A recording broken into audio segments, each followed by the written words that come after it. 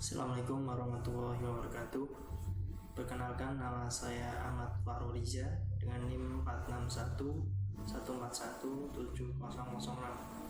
Nah, di sini saya akan membahas sedikit tentang jurnal sistem mendukung keputusan pemilihan karyawan berprestasi dengan menggunakan metode Analytical Hierarchy Process atau AHP.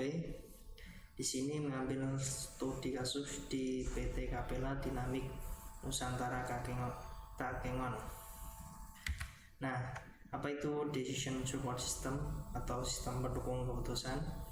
Yaitu suatu sistem informasi interaktif yang menyediakan informasi, pemodelan, dan manipulasi data yang digunakan untuk membantu pengambil keputusan pada situasi semi terstruktur dan tak seorang pun tahu secara pasti bagaimana keputusan seharusnya dibuat.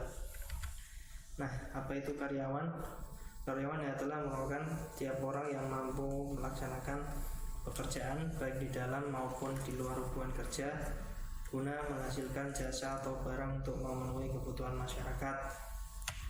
Terus selanjutnya itu karyawan merupakan faktor pendukung bagi produktivitas perusahaan agar tetap terjaga dan semakin meningkat. Karena dengan adanya karyawan, perusahaan dapat berjalan dengan baik. Untuk memperoleh informasi yang cepat dan akurat, prestasi karyawan yang tepat memenuhi kriteria yang diharapkan, dibutuhkan suatu sistem pendukung keputusan pemilihan karyawan berprestasi. Nah, di sini untuk pemilihan karyawan berprestasi menggunakan sistem metode AHP atau Analytical Hierarchy Process yang dikembangkan oleh Thomas L. Satie. Model sistem pendukung keputusan akan menguraikan masalah multifaktor atau multi kriteria yang kompleks menjadi suatu hierarki.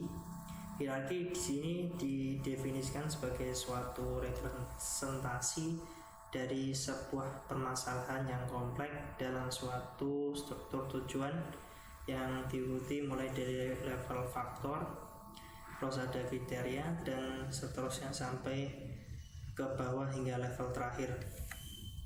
Nah, di PT Capella Dynamic Nusantara Takengon melakukan analisis berpasangan antara 4 kriteria yang menentukan karyawan berprestasi yang sudah ditentukan oleh perusahaan. Yang pertama itu ada faktor kejujuran, yang mana menunjukkan kedisiplinan karyawan dalam bekerja di perusahaan.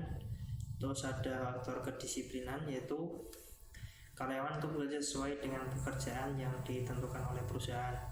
Terus yang ketiga ada faktor rajin, yaitu kerajinan yang mencerminkan pribadi yang mempunyai kemampuan untuk berkembang dan meraih yang terbaik di dalam perusahaan.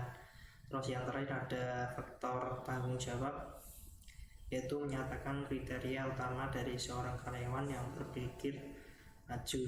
Nah, kesimpulan dari jurnal ini yaitu yang pertama, aplikasi ini dibangun untuk memudahkan dalam pengambilan keputusan karyawan berprestasi dengan cepat dan lebih baik berdasarkan data yang telah diproses.